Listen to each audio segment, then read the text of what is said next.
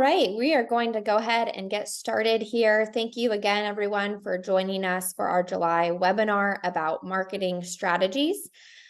Just a little housekeeping matters as we go along through the presentation. If you have any questions for Jeffrey, please submit those in the chat box right in the Zoom window. We will cover those at the end during our Q&A time. We're very thankful to have Jeffrey Miller here with us today. He is the Chief Digital Officer at Highport Digital, a product of the N2 company. His journey through the digital landscape has been extensive. Prior to his current role at Highport Digital, he made waves at Audacity Inc., where he unleashed his expertise and passion. Jeff developed digital strategies to bridge the gap between traditional radio and digital marketing.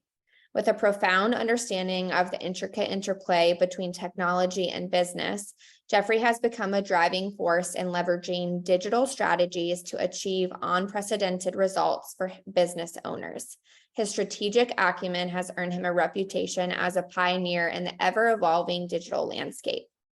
At Highport Digital, Jeffrey leads a team of talented professionals who pride themselves in discovering groundbreaking innovations that disrupt traditional methods and push the boundaries of what's possible. Jeff's innate ability to navigate complex challenges, coupled with a keen eye for emerging trends, positions him at the forefront of digital revolution. Jeffrey, we're so thankful to have you here with us today, and we are excited to hear what you have to share. So I'm going to turn it over to you. Awesome. Well, thank you, Katrina. I appreciate that, and great to meet everybody. I will start by saying I did not write that bio. It was written by our marketing team. I am not a narcissist, as that bio would indicate, but I'm really excited to be here and have this opportunity. I am going to turn off my camera here so that I can go through this presentation. But thank you again. It's terrific to be here. There is a lot that we can talk about in the digital space. But let's start with some of the struggles that you face within healthcare and healthcare marketing. And first, let's talk about regulatory compliance. Healthcare marketing is subject to numerous regulations and compliance requirements. HIPAA is a great example of that. It's even more true when you get into digital marketing. These regulations govern patient privacy, data protection, making it really essential for healthcare marketers to navigate very complex legal frameworks, ensure compliance in all of their marketing efforts. But again, especially true in digital. A great example of that is something that happened just 2 weeks ago. In New York State, legislation was passed and took effect regarding geofences. Geofences must now be set up within a minimum radius of 0.38 miles, regardless of what the content is. Geofencing used to be restricted just for the medical industry. Now they've expanded it to all industries. Additionally, when it comes to medical, using addressable geofencing, meaning IP matching by street address, or addressable audience curation to target specific medical facilities, is now prohibited by law.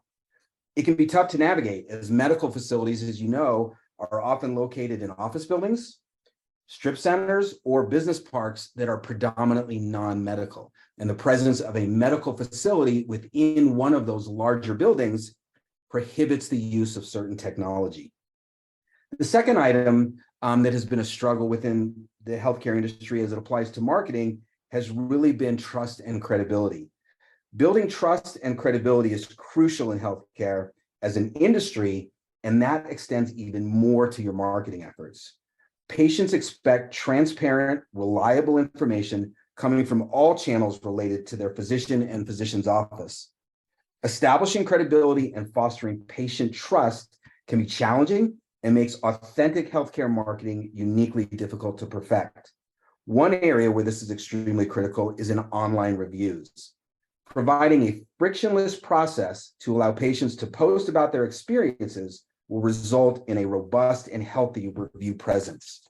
This can often be the final step in either acquiring a new patient or losing a new patient opportunity, thus wasting marketing dollars.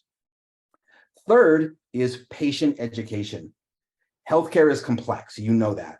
and patients often have limited knowledge and understanding of medical procedures, conditions, and treatments. Developing patient-friendly educational content, and I stress patient-friendly, and I'll refer to that a few more times throughout the presentation, but developing patient-friendly educational content that simplifies medical information is really essential to effective marketing in healthcare. But this content can often be difficult to conceptualize and create.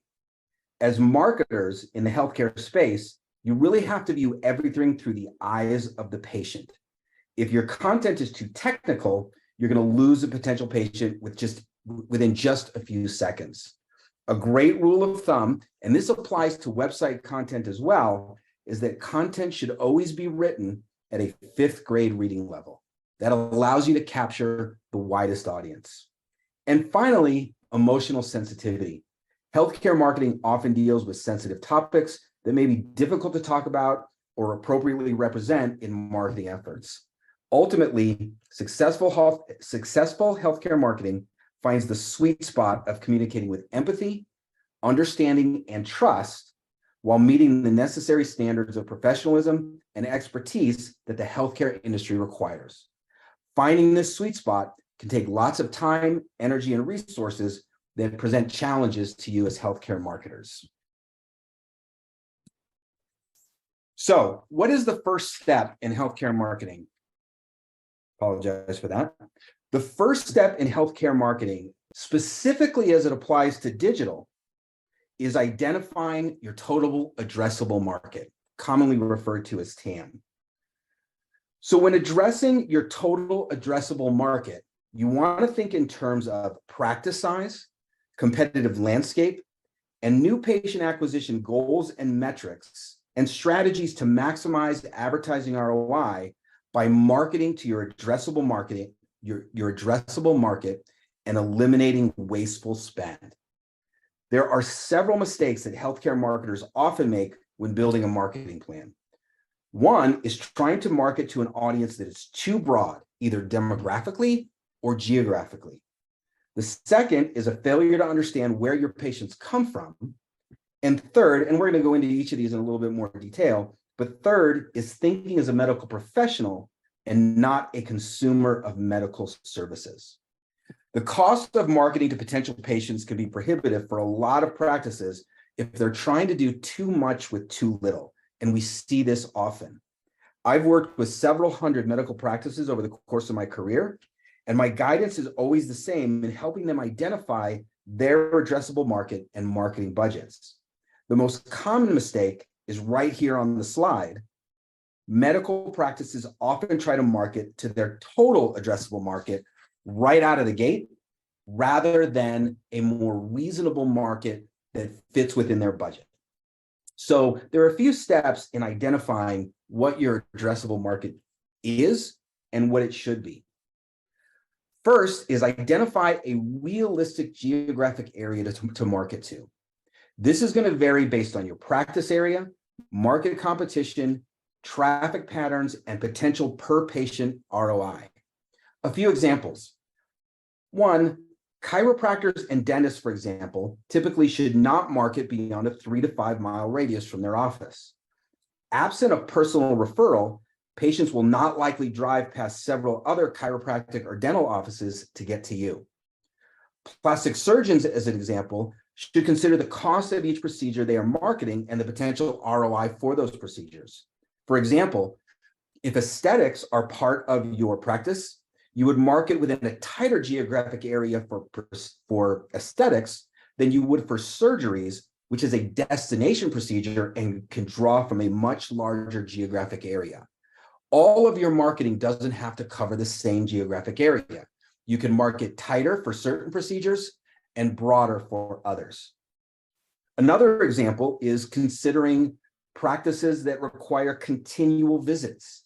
You should consider patient fatigue over time when considering what your addressable market is.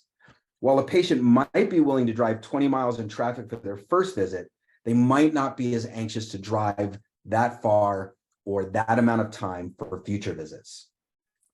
Next, you want to identify your ideal demographic profile. Once you've established what your geographic market is, you want to look at your demographic market. I see practices overreach time and again and spread marketing dollars too thin. If your ideal patient is female, for example, between the ages of 18 to 35, don't spend money marketing to all females. You're going to suffer in both impression share and new patient acquisition costs. A great place to start to determine who and where to market is already in your patient files. We counsel medical practices to use existing patient information to determine your ideal addressable market and your ideal demographic profile. A good rule of thumb is to market geographically in an area where approximately 75% of your current patients come from. Build a demographic profile for your marketing that mirrors 75% of your current patients. This is a great starting point, because the final point that we always like to make is that you can always expand. Let your marketing ROI drive future marketing budgets. You can use the ROI from existing campaigns to expand in a reasonable and logical way. Don't think that you have to go for the entire market all at once. Let your marketing drive the future expense. So what are some of the pitfalls that we see in healthcare marketing? And what should you do about those? One of the first pitfalls we see, and we see this a lot in the medical space, is avoiding content marketing. Consumers usually do a decent amount of research before purchasing a healthcare product or service, and content marketing can help you and your business become established as an expert in the eyes of your current and potential patients. So you don't want to avoid content marketing. Become a thought leader in your space and educate your ideal audience on things like risk and benefits, estimated costs, or downtime for particular procedures. This will go a long way in building not only patients' confidence and trust in you and your practice, but also patient engagement, patient retention, and patient loyalty. And it will also go a long way in building your overall reputation within your community. There are many best practices for content marketing, but the key here is to think about what your potential patients would want to know in relation to the services and expertise you provide. As I mentioned before, you want to think like a patient, not a doctor, when creating content. The second pitfall that you want to avoid is guaranteeing results. A surefire way to lose credibility is to guarantee results or use terms like the best or the most effective. While you know the value of your services, healthcare is a complicated field that can involve unforeseen complications or less than ideal results in some cases. It's not much different than marketing. Making guarantees or promises that you're not 100% able to keep is an easy way to create distrust in your patients and potentially cause more harm than good. You'll see that harm in online reviews. When marketing for your services, you want to find a balance of communicating potential benefits of your care while also ensuring you don't make false promises or exaggerate your ability to change a patient's outcome. We see this in the regulations that we receive from platforms like Google and Meta or Facebook. Many of those regulations revolve around overpromising. So you want to make sure that that's not something that you do. The third pitfall that you want to avoid is not tracking what your competitors are doing. To stand out, you have to be different. This means you need to be keeping a close eye on what your competitors are doing and how you can improve upon their strategies. If you're doing all the same things as your competitors, how will potential patients know why they should choose you? Figure out a way to stand out within your practice area, and you'll win more patients. And the last pitfall that we see continually that you want to avoid is ignoring your search engine ranking. When people are looking for healthcare services, they're typically looking for them immediately. They're in need of some type of care and are looking for it exactly when they need it. One of the best benefits of search engine marketing is it gives you the ability to get in front of those people who are searching for the services that you provide at the exact moment that they're searching. There really is no better targeting than that. It's really important as it applies to your search engine ranking. If people need care, they're not going to scroll forever to find out what they need. In fact, potential patients are using immediate results from the internet now more than ever to find healthcare services. Research, and there's a lot of research on this, and you're going to get a lot of different results if you were to search this, but the most credible research suggests that potential patients use searches twice as often as referrals to find a healthcare provider that works for them. And within those searches, you want to really be in the first 5 to 7 organic listings because they get about 68% of the traffic. You don't want to miss out on acquiring these patients by not investing on how you can be found when somebody searches for the service that you provide. You want to make sure that you not only focus on search terms that are relevant to your practice area, but you want to focus on geographical search terms as well as proximity search terms in order to capture the most traffic. As an example, if you are a cosmetic surgeon in Austin, it's not sufficient to focus just on cosmetic surgeon Austin. You also want to make sure that you focus on cosmetic surgeon near me.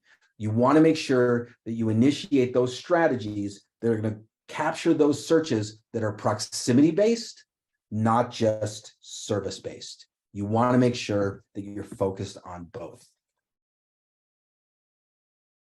So, what are some of the proven patient acquisition techniques that are important in healthcare marketing? And I'm going to go through 3 of them. There are more than 3, but these are the 3 that really you want to consider as the most critical or the most important. The first is Google Ads. It's also referred to as SEM, which stands for search engine marketing. It's also referred to as pay-per-click. There's a lot of different names for it. It used to be called Google AdWords. Google just recently changed the name from AdWords to Ads, but this is probably the most critical.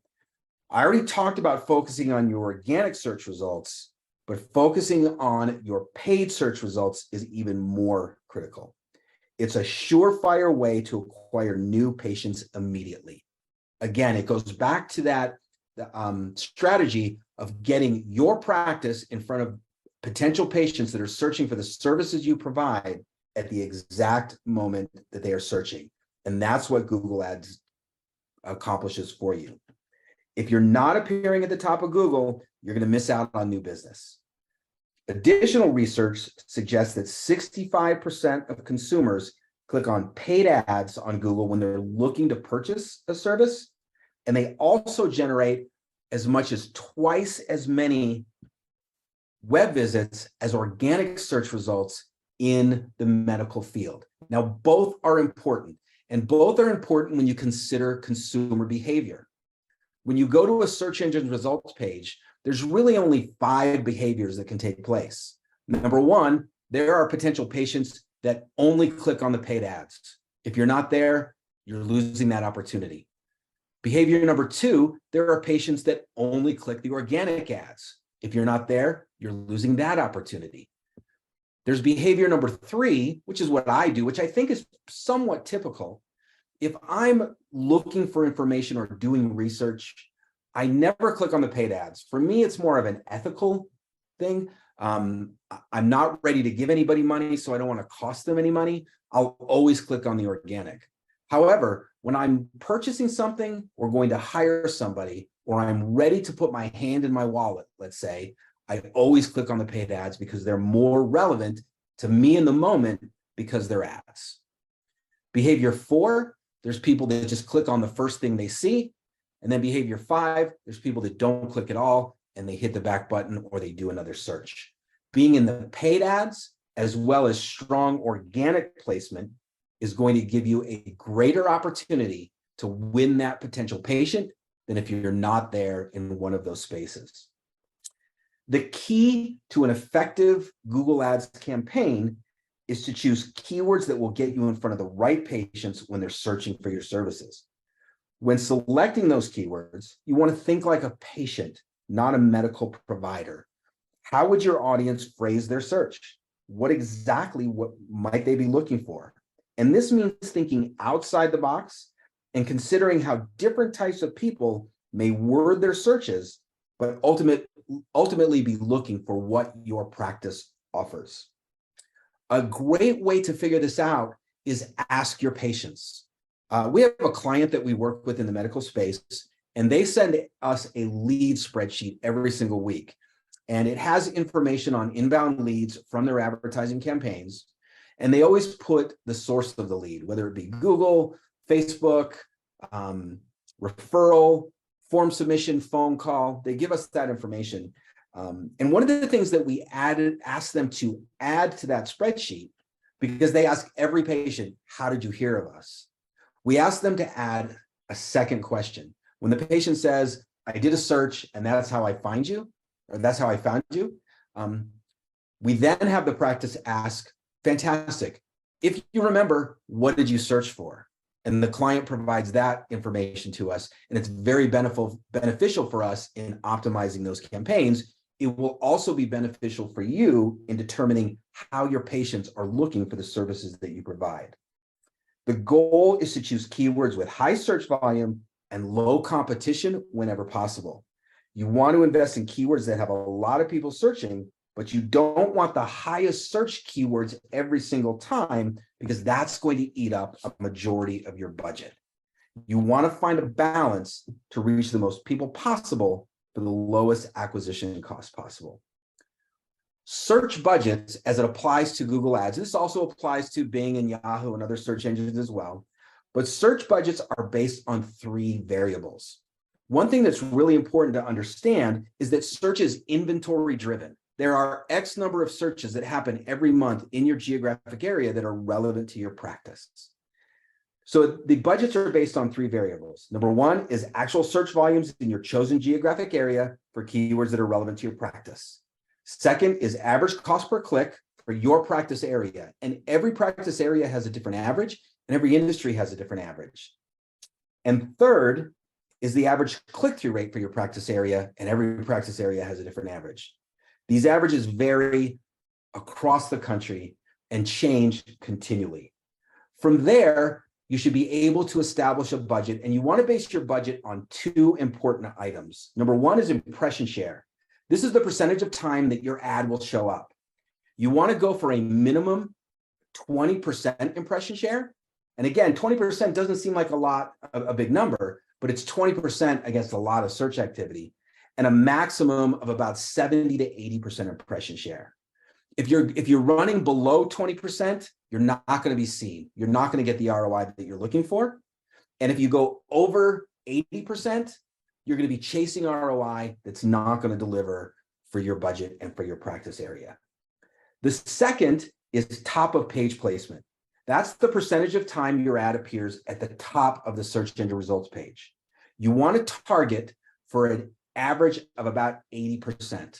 That's where most of the activity takes place. And if the page is full, there will be 7 ads, 4 at the top. You want to try to be in one of those 4 80% of the time. Now, top of page placement doesn't always mean position 1. It will often be position 1, but not always. It's really important that you adjust your targeting to fall within these ranges. If your budget that you can afford would result in a 10% impression share, adjust your geographic targeting or adjust your keyword list to get above 20%. The difference is substantial. Also, don't feel as if you have to advertise everything in your practice. Promote what is most important to you. We have a client that provides 9 unique services, but we're only advertising 4 of them. We're advertising the 4 that provide the highest return on investment, but we're also looking at the 5 that we aren't marketing. Those are really tangential services that consumers of the other 4 might also purchase. So we use the 4 to get the return on investment, but also to bring people in the door that might also purchase one of the additional services that we're not marketing. Bottom line is, don't feel like you have to advertise everything that you do. Second is your website. And we see all the time medical practices that have a substandard website. A well-designed website is the single most important marketing tool for your practice. 75% of consumers admit that a company's website is a primary way that they judge the credibility of that company. And for healthcare, this credibility is essential. Most customers will make their decision to utilize your services or not based on your website and your perceived credibility from your website. If your website is out of date or poorly designed, you're going to lose credibility quickly. Make sure you focus not only on your website, but make sure that your website is mobile friendly as well. It's incredible how many websites do not translate well to mobile devices. 57% of internet users report that they'll not recommend a company or practice if the website is poorly designed or doesn't have a strong mobile presence. Next, you want to make sure that the site has a clear call to action.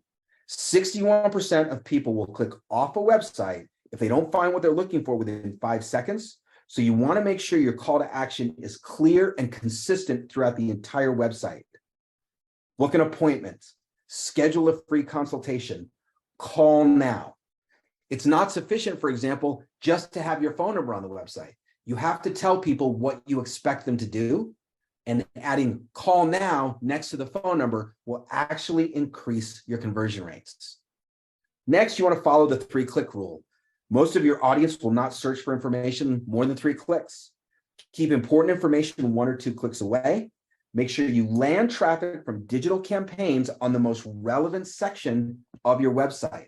A common mistake that we see in marketing campaigns over and over is that they send everyone to the main page and make them find the information they're looking for. They won't. Everybody knows where the back button is, and they'll just hit that. Land them right where the content is most relevant to their search. Your conversion rates will go up. And finally, don't be afraid not to use your website in digital marketing campaigns, especially in areas where content is restricted. Don't be afraid to use landing pages in lieu of your website. There are no restrictions for content for organic rankings. It doesn't matter what's on your website, you will show up organic. But there are many restrictions for paid traffic.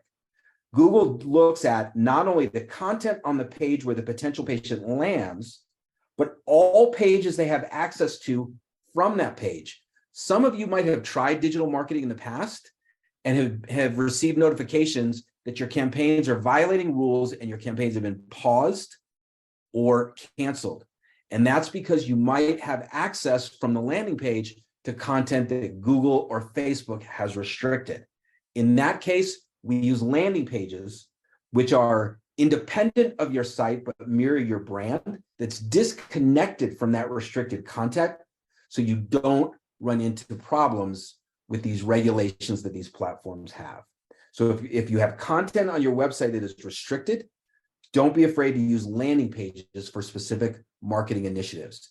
It will eliminate those violations, but it will also result in higher conversion rates because the content is more specific to those search queries. The second proven patient acquisition technique is social media. And a compelling visual and social media ad is vital for grabbing the audience's attention, conveying information quickly, eliciting emotion, fostering brand recognition, and encouraging engagement.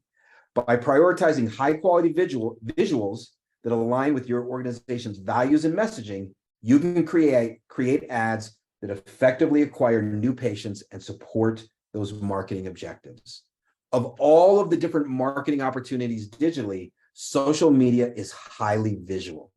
Videos are especially effective on social media and offer, from our point of view, the highest ROI of any social advertising strategy. Start with quality images that will stand out among a feed.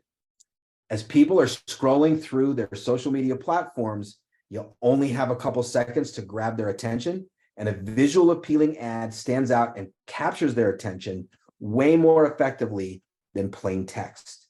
It only takes a fraction of a second for a user to decide whether they're going to stop scrolling and engage with your ad or keep moving. That being said, be mindful of how much text you're placing on the image. When social media users see a lot of text, they immediately associate the image with an ad and might continue scrolling. Only place the most essential text on the photo, and you're going to capture more engagement. Again, social media is a visual-centric platform, and storytelling through images and video is more compelling than lengthy text. And finally, have a very clear call to action. Again, you want to tell people what you want them to do and what you expect them to do.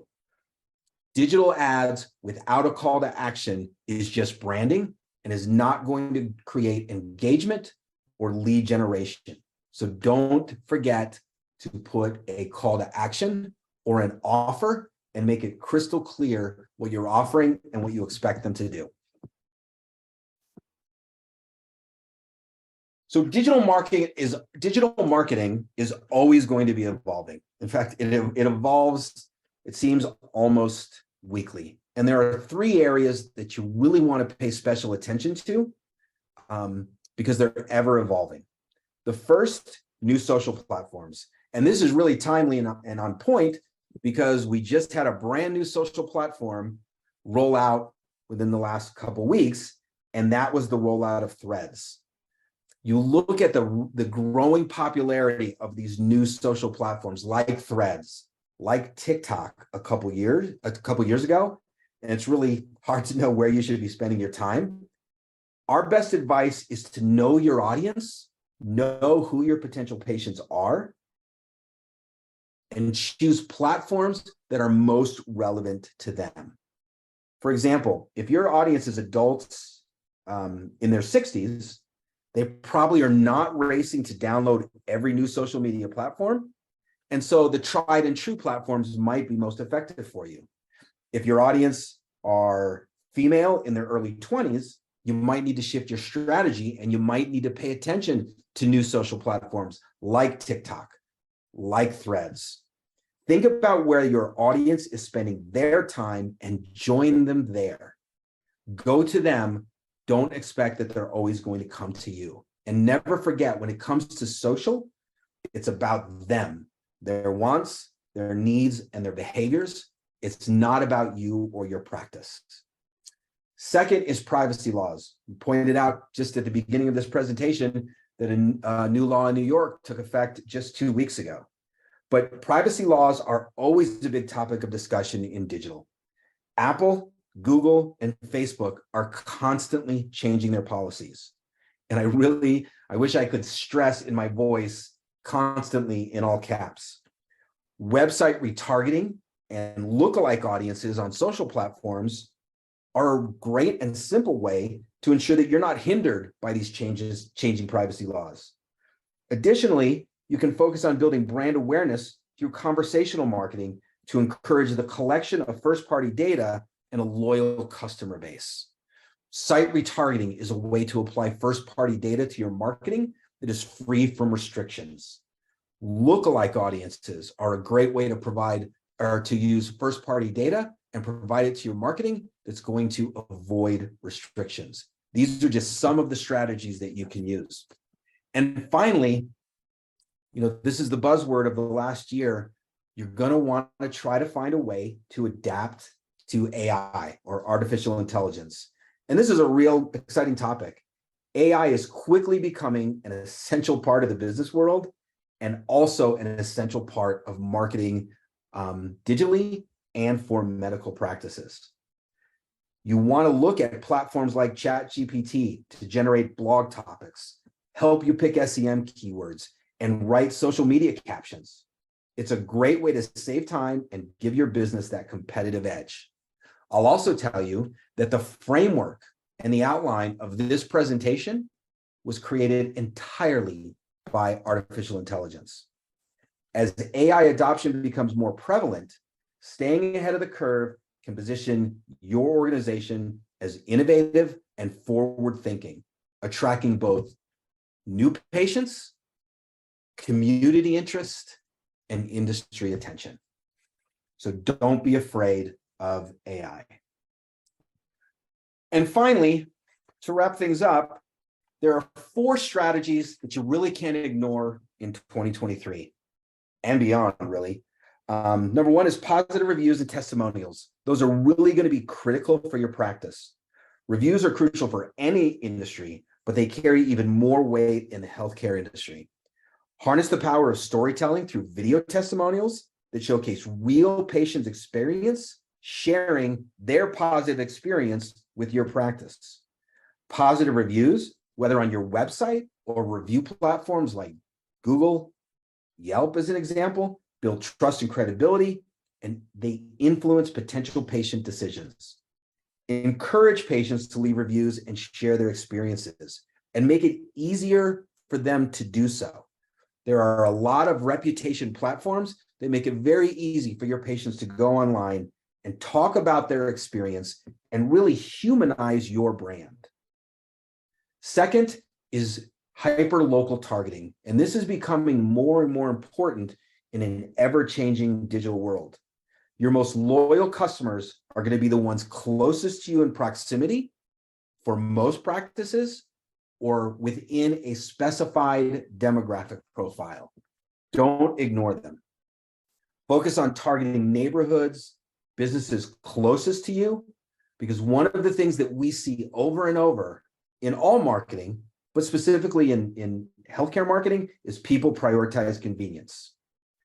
Third, is live chat.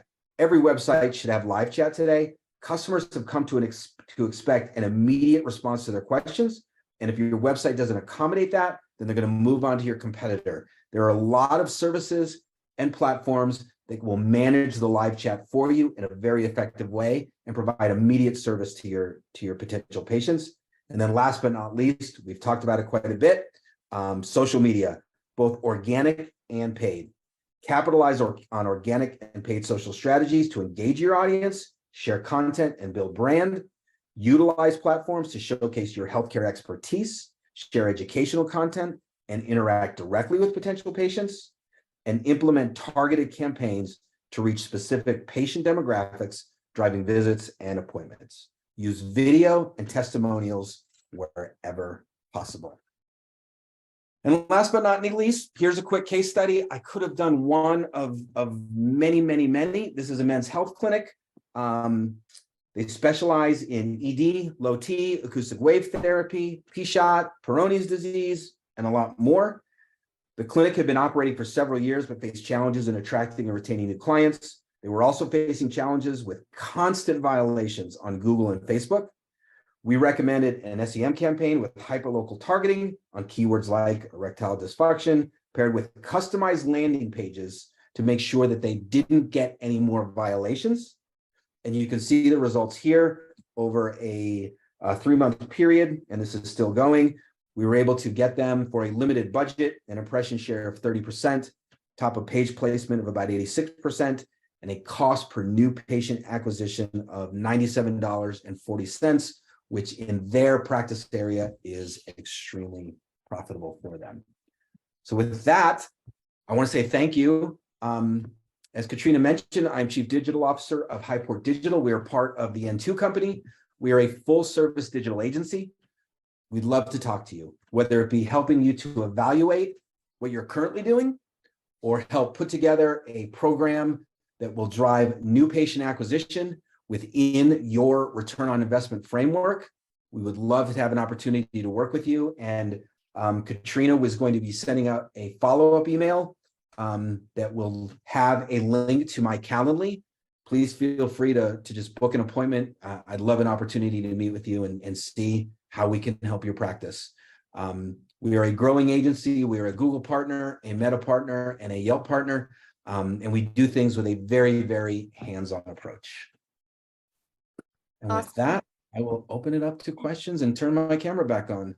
Yes, thank you so much, Jeffrey. We appreciate all of the insightful information you shared. We have a couple questions here, and anyone else, as I go through these, feel free to send in more. The first question was if slides will be available or not. I'm not sure if that's something you're sharing. Did you want us to, or? Yes, in fact, I believe I sent it to you, so feel free to send them out with the recording of the webinar. Okay. Absolutely. Awesome. Great. The next question is how to determine ideal audience when you're either new or not yet opened. Yeah, I mean, it's a great question, and you really have to rely on our experience and the work that we've done in the past. So part of our process will actually help you to determine a great starting point on who you should be targeting, both demographically and geographically, unless you are in some obscure field that we've never worked with before, which is not likely. We're going to have a lot of data. And by the way, there's a lot of data available online, also through AI platforms that will help you craft what that audience looks like. Awesome. Next question is, do you have any live chat company recommendations? Yes, Highport Digital. We offer live chat as one of the services. Our live chat are actually real people. They are not bots. It's 24/7, 365. The data is protected as it applies to HIPAA, in that after every single chat, you will get a transcript of the chat via email. However, it's not emailed to you. You will get an email with a link to a secure platform where you're able to log in and extract the transcript of the chat. Our live chat is priced on a cost per new patient only. So you will get every chat and every transcript, but you are only charged if it's a new patient inquiry. So if somebody uses chat to change their appointment or see if you're open or get directions, those will all be responded to. They'll all be answered. You'll receive the transcript, but you're only going to pay if it's a new patient inquiry. Awesome. Next question is, what is the role and scope for in-house marketing specialist? When should you hire? It's really going to be based on a number of factors, but we really do an ROI analysis.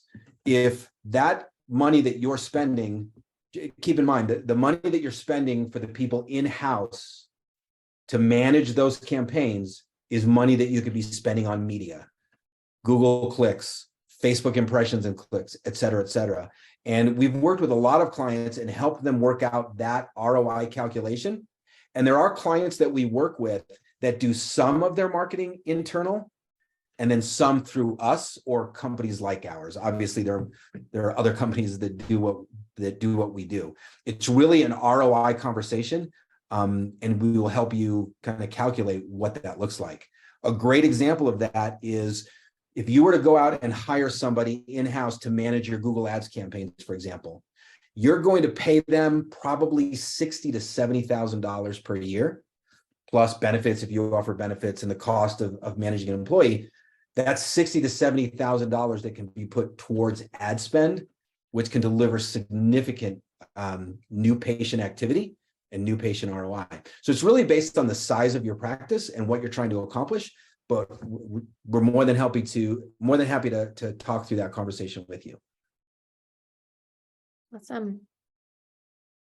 The next question is, if a practice doesn't use Yelp, can someone still leave a review about your biz on the platform? They can. You have a Yelp profile, whether you've claimed it or not. People can still, not 100% of the time, but there is a likelihood that there is some sort of Yelp profile there. And yes, whether you've claimed it or not, they can still leave a review. We've actually, I talk about transparency all the time. I was not a fan of Yelp until we became a Yelp partner, and I got a chance to kind of look behind the curtain. For certain industries and certain practice areas, I am a huge believer in Yelp. Not for everything. There are certain areas that I would say stay away from Yelp, but there are certain areas where Yelp delivers high quality leads. They have a pay-per-click program similar to Google, limited inventory because they don't have as many searches. But the primary benefit of an enhanced profile on Yelp, and as a Yelp partner, we can do that for you, is, and you don't have to take my word for it, just look at your own experience. If you Google almost anything today, Yelp is the #1, #2, or #3 organic listing on Google. And if you don't have a robust and enhanced Yelp profile, you're missing out on those opportunities. Awesome. The next question is, which AI platform would you recommend? Oh my gosh, there's so many, and it depends what you're trying to accomplish. I would say start with ChatGPT. I will also say, especially in the medical field, don't take anything that AI spits out as gospel, right? You want to check it. There are some situations where it's developed information that was not entirely accurate, but from my point of view, ChatGPT is probably the most robust. And second would be Bard, which is Google's AI platform. We use Bard a lot when we're doing keyword research because it's Google's. And so therefore, we trust it a little bit more than ChatGPT, although ChatGPT has access to the same information, but not as robust as you might get from Bard. Awesome. All right, I think that concludes all of our questions here. If anyone has any final questions, feel free to send them in. We'll hang tight for about a minute longer. Let's just see. All right, I think we're all set. Thank you so much again for being here with us, Jeffrey. I hope you have a great rest of your day, and all attendees, thank you for joining us. Like we mentioned, there will be a recording going out that will include Jeff's Calendly link, so you can schedule a meeting with him if you're interested in learning more. And we'll also include the slides in that recording email. So thank you, everyone. Awesome. Thank you, everybody. Thank you, Katrina. You're welcome. Have a great day. All righty. Take care.